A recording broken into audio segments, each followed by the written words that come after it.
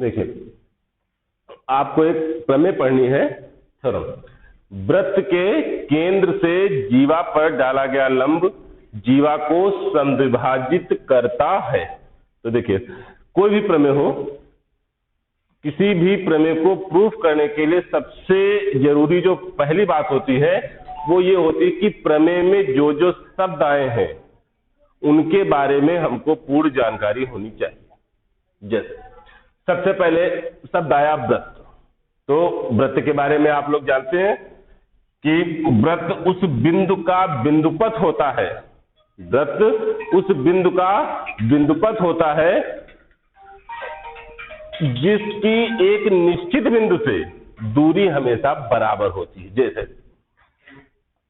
ये एक निश्चित बिंदु से दूरी सदैव बराबर रहती है, यानी कहने मतलब वृत्त उस बिंदु का बिंदुपथ होता है। जैसे ये एक बिंदु ले तो इस बिंदु का पथ क्या है, ये ऐसे है, और इसकी खास बात क्या है कि इसकी इस निश्चित बिंदु से दूरी हमेशा बराबर रहती है। तो ऐसे पथ को जिसकी एक निश्चित बिंदु से दूरी सदैव बराबर रहती है हम उसे वृत्त कहते हैं।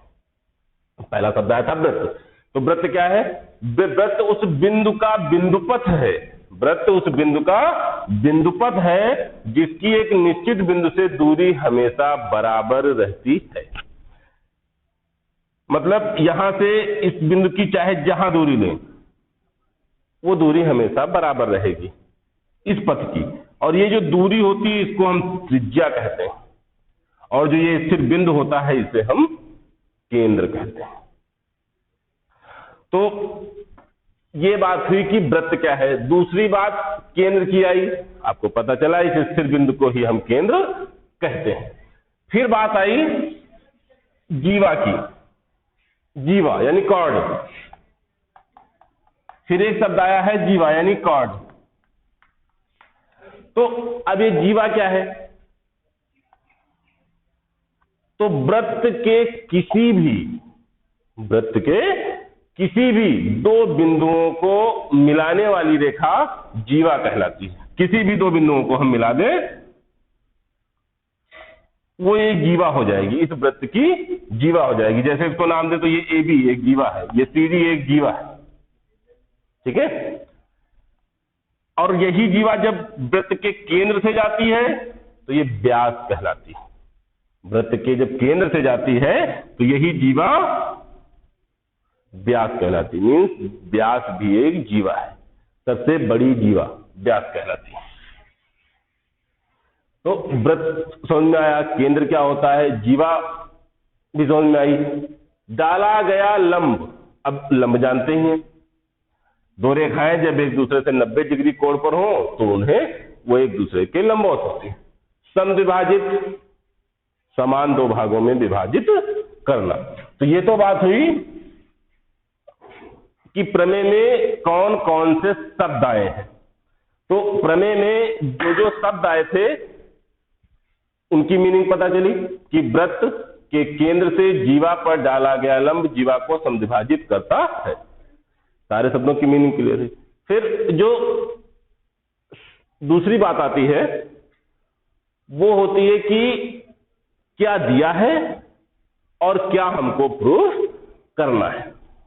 ये प्रमेय की दूसरी बात है। पहली बात कि सारे शब्दों का अर्थ हमको मालूम कि कौन शब्द क्या है। दूसरी बात कि इसमें क्या दिया है और क्या प्रूफ करना है। तो इसको दोनों बातें इसमें दी गई, हमको इसको दो भागों में ब्रेक करना है। ये जो प्रमेय है इसको दो भागों में ब्रेक करना है। पहला क्या दिया है और क्या प्रूफ करना है। तो इस प्रमेय से क्वेश्चन करिए कि क्या होता है, क्या होता है। तो क्या होता है, समद्विभाजित करता है। वृत्त के केंद्र से जीवा पर डाला गया लंब क्या करता है, समद्विभाजित करता है। क्या करता है, समद्विभाजित करता है। तो डाला गया लंब जीवा को समद्विभाजित करता है।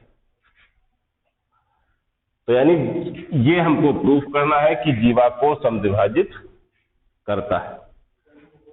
और ये हमको दिया गया है कि वृत्त के केंद्र से जीवा पर डाला गया लंब।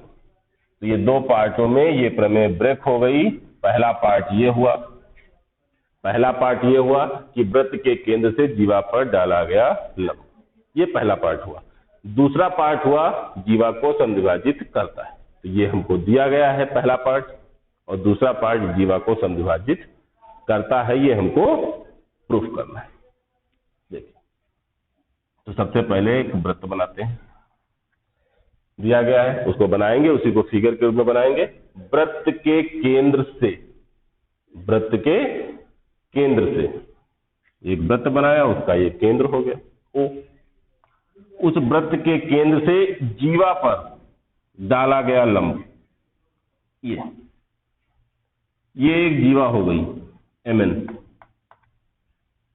ये o हो गया, इसको l मान लिया। तो जो दिया था उसके अनुसार एक वृत्त, उसका केंद्र, और उस केंद्र से इस जीवा mn पर डाला गया लंब, ये जो इसमें दिया था वो हमने इसमें फिगर के रूप में बनाया। अब देखिए, सबसे पहले जो पहली हेडिंग पड़ती है वो प्रमेय में पड़ती है क्या ज्ञात है। तो ज्ञात है एक वृत्त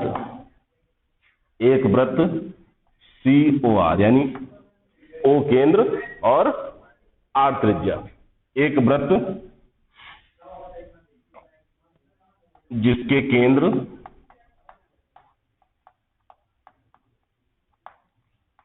O से जीवा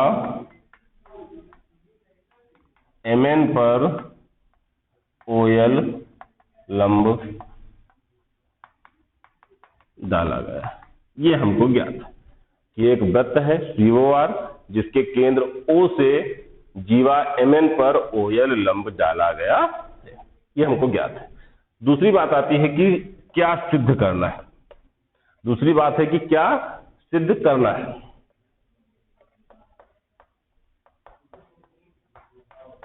क्या हमको सिद्ध करना, तो हमको सिद्ध करना है कि वृत्त के केंद्र से जीवा पर डाला गया जो लंब है वो जीवा को समद्विभाजित करता है, यानी दो भागों में तोड़ता है, यानी एक भागीय और एक भागीय, समद्विभाजित यानी समान दो भागों में विभाजित करना, यानी LM और LN, ये हमको प्रूव करना है कि LM इक्वल्स टू LN, ये हमको सिद्ध करना है।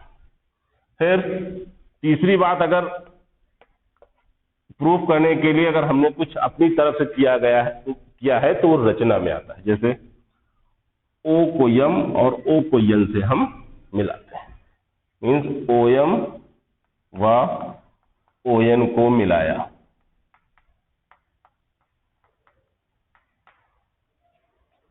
और फिर इसके बाद हेडिंग पड़ती है उपपत्ति की। इसके बाद हेडिंग पड़ती है उपपत्ति की। तो OM और ON को मिलाया।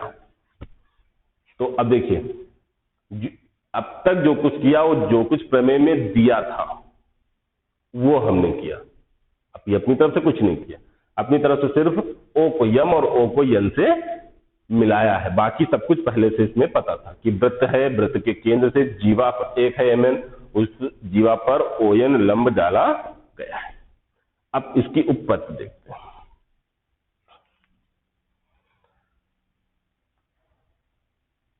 त्रिभुज OLM तथा त्रिभुज OLN में, इसमें हम तुलना करेंगे।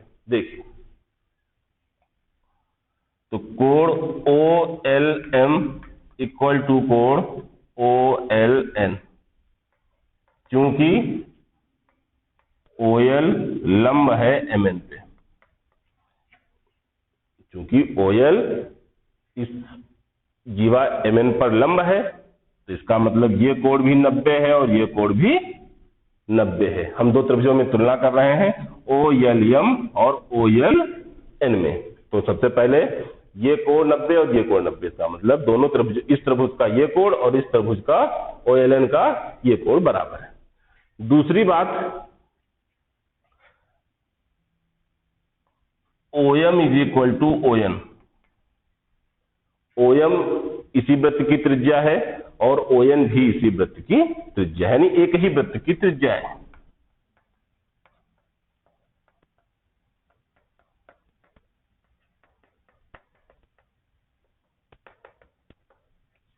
एक ही वृत्त की त्रिज्याएं हैं। ये दूसरी बात हो गई कि एक ही वृत्त की त्रिज्याएं हैं, OM बराबर ON। तीसरी बात आती है OL is equal to OL। क्यों? उभयनिष्ठ है। तो तीन बातें निकल करके आई यहां पे कि ये OLM बराबर कोण OLN, क्योंकि दोनों ही 90 डिग्री। फिर OM और ON एक ही वृत्त की त्रिज्याएं हैं, इसलिए ये बराबर होंगे, OM बराबर ON। तीसरी बात, OL इक्वल्स टू OL उभयनिष्ठ है। पहले त्रिभुज की बात करें तो OLM में OL आता है और दूसरे त्रिभुज की बात करें तो OLN में OL आता है, यानी दोनों में है, वही भुजा तो उभयनिष्ठ है, तो इसलिए OL is equal to OL हो जाएगा। तो अब इससे क्या प्रूफ हुआ? इससे ये प्रूफ हुआ कि दो भुजाएं और एक कोण बराबर है। दोनों त्रिभुजों में दो भुजाएं बराबर हैं और एक कोण बराबर है। तो इसलिए चूंकि दो भुजाएं और एक कोण बराबर, इसलिए ये दोनों त्रिभुज सर्वांगसम हो गए। इसलिए दोनों त्रिभुज सर्वांगसम हो गए, यानी ये प्रूफ हो गया कि त्रिभुज, यहां पर जो प्रूफ हो गया वो ये कि त्रिभुज OLM सर्वांगसम त्रिभुज OLN। ये प्रूफ हो गया कि OLM जो त्रिभुज है OLM OLN के सर्वांगसम है। सर्वांगसम मतलब सर्व अंग सम। तो सर्वांगसम के नियम से जब ये दोनों त्रिभुज सर्वांगसम हो गए, ये सर्वांगसम का सिंबल है। तो जो कि दोनों त्रिभुज सर्वांगसम हो गए तो हम लिख सकते हैं, इसलिए LM इक्वल्स टू LN, यानी ये प्रूफ हो गया कि LM is equal to LN, LM is equals to LN। ये यहां पे ये प्रूफ हो गया कि ये जो LM है LN के बराबर है। यही हमको प्रूफ करना था कि जो ये वृत्त के केंद्र से इस जीवा पर लंब डाला गया है वो इस जीवा MN को समद्विभाजित करता है, यानी बराबर दो भागों में विभाजित करना है। यही हमको प्रूफ करना था। LM इक्वल्स टू LN, यानी LM LN के बराबर है। तो ये प्रूफ हो गया कि वृत्त के केंद्र से जीवा पर डाला गया लंब जीवा को समद्विभाजित करता